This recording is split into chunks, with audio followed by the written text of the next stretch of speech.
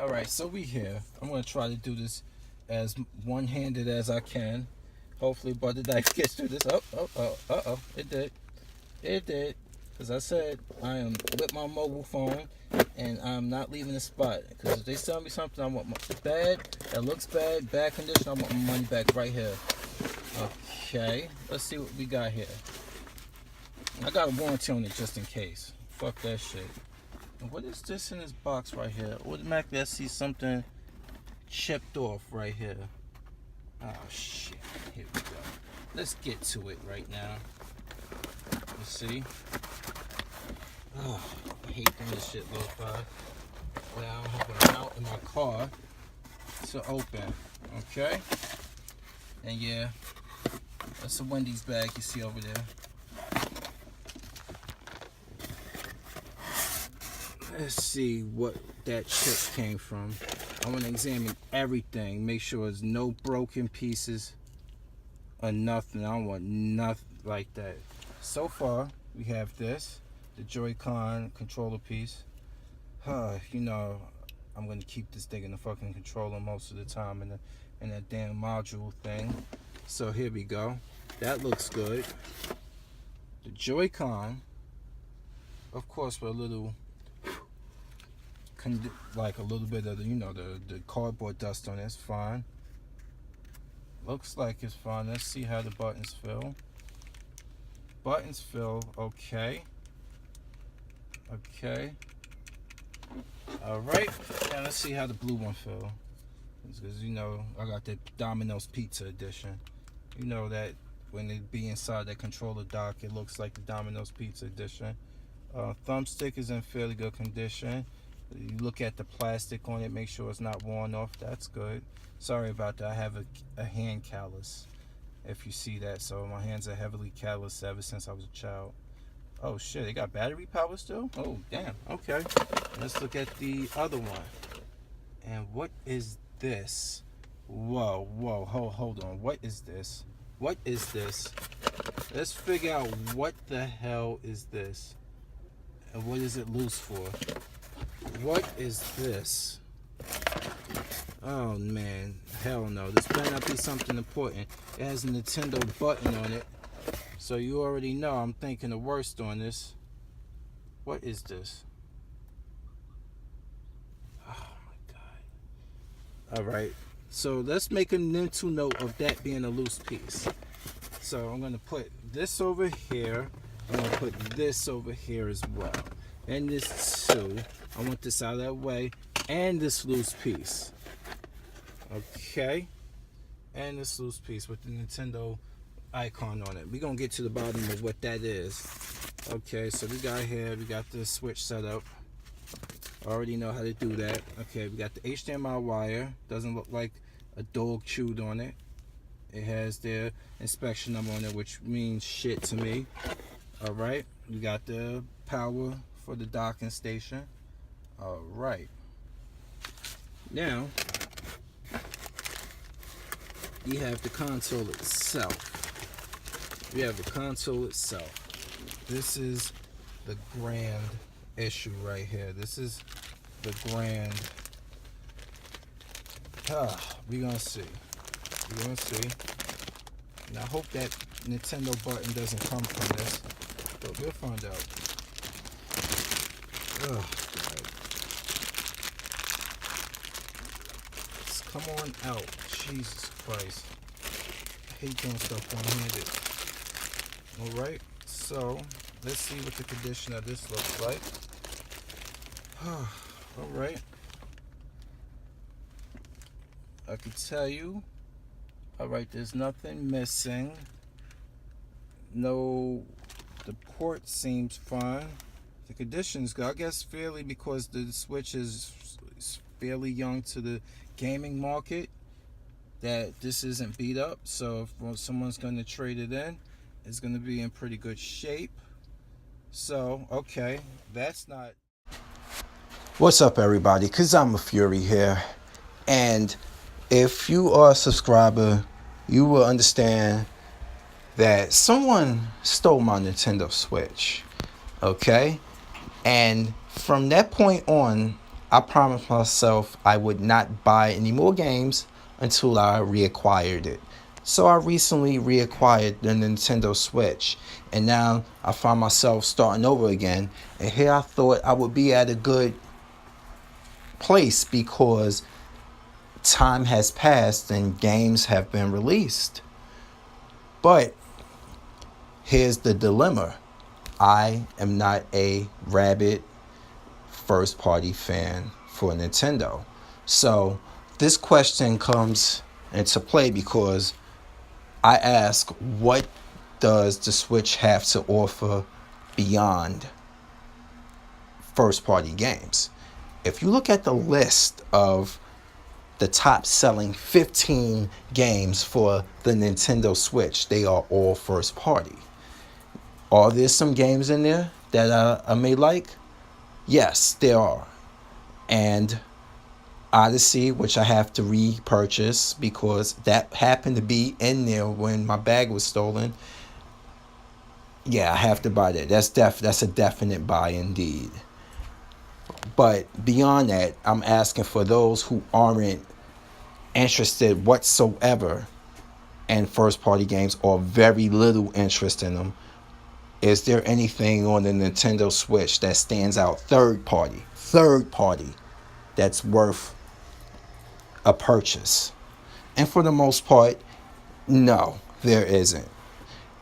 Like I said in a previous video a while ago, the Doom excuse video, why would I buy Doom for the Switch when I can buy a better version on another console or the PC? And don't give me portability. I don't care about portability. Let's reestablish that again. That Switch probably is not going to leave the house much because lesson learned. And besides, I'm a grown ass man. There's no way in hell you're going to see me sitting someplace playing the game. I drive to everywhere I need to go. It's pointless for it. So the portability thing doesn't work for me specifically. Okay? So I asked this question. Where, when, and what third-party games are going to be something worth buying? Now, Astral Chain is the only thing I really saw that I'm interested in from the most recent Direct. So here I am starting again thinking, like, what am I going to do? What games do I really want on this? I was looking down a whole list of things, and like I said, I got to repurchase Odyssey. So I'm fine with that. I got Disgaea 5 because I love RPGs. I love the Disgaea series. I'm really starting to get into it. So far that I went back and bought 3 and 4. Now I'm going to buy 1 and 2 for the PlayStation 2 because I still have a PS3 that plays all the old school games.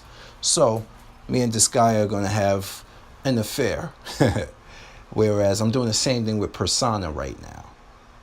Like, I've purchased 3 and 4 on the PlayStation 2 versions so I can get to playing it. And then I got 5 right now. And I'm not going to touch that until I do I'll do some searching and getting familiar with the series. There's a lot of things I'm going to go back to game-wise and play. But me, for my personal preference, I don't see much on the third-party front on the Switch that makes me want to buy it. And, I got Mario Kart 8 for the Nintendo Switch. I don't feel like buying it again. And a lot of those are ports I don't feel like buying again. If I can get them on the Wii U for cheaper, or I have them already for the Wii U, why would I purchase anything again? And if this series, first party that I'm not into, why would I purchase that either? So I don't think there's much for me. And I had to put this video out here for those who just think I just outright just hate everything. No, I don't. Is there going to be things down the line that I might like? Definitely. My concern is how much. How much? Given the technical limitations, I don't know what else can really be said on this issue. But I digress. So as usual, let me know what you think, how you feel about it. You know, are you strictly a owner of the Switch for the first party games because you know that's all they good for? Or are you like me who only dabbles in a very limited amount of first party games and you're looking for other experiences beyond Nintendo on the Switch to keep you interested until something comes out, possibly first party, that you may be interested in? I mean, it's like that with the PlayStation and the Xbox. There's a lot of third party titles out for it that hold you over. That's what I need for the Switch. I want something good to hold me over for the first party. Now, not every first party Sony game I like. Okay? I really personally, I admit, I'm not into Last of Us. I gave Spider-Man a chance, but I will not buy the downloadable content. I feel it's a waste of money. I got the expansion, like the spin-off to Uncharted 4, not in a rush to play that. On the Microsoft front, I mean, it's Halo, and I have grown out of that series as I did with Gears of War, and there's not much more first party to be offered that stand out and it's a must buy. There's nothing really. I mean, hell, Crackdown 3 is not that good of a game. I actually am enjoying it, but as for something like, holy shit, I need to buy this game. The only reason I'm playing Crackdown 3 is because I have Game Pass. And why not? What harm is it going to do? That's the only reason why I'm playing it. To be honest with you, it's not something I'm like, you know what, I got to go out and buy and spend $60 on. Hell to the no. Okay? But there's a difference. There's third-party games that I know a lot of my friends who are on Xbox Live will be playing, and I will buy it maybe for the Xbox One to play with them. Vice versa with the PS4. There's games there that I know that a lot of my friends may rock on the PS4 online, so I would buy it on that. I don't have that comfort of having games I can rock that I want to rock third party for the Nintendo console, for the Switch. That's my problem with it. This has been my problem from release. And I've always felt that if they didn't technically disadvantage themselves all in the sake of trying to be different, this wouldn't be happening. Whereas what can I say? Not we. Well, me and a couple friends of mine, always thought that the Switch should have been the sole successor to the Nintendo DS, and a home console should have been established. A home one that's comparable enough. It don't have to be on the same par as its competitors, but it should be able to sustain what the competitors play. That would have been a good thing. But that never came to be. I mean, I never understood why there were two consoles.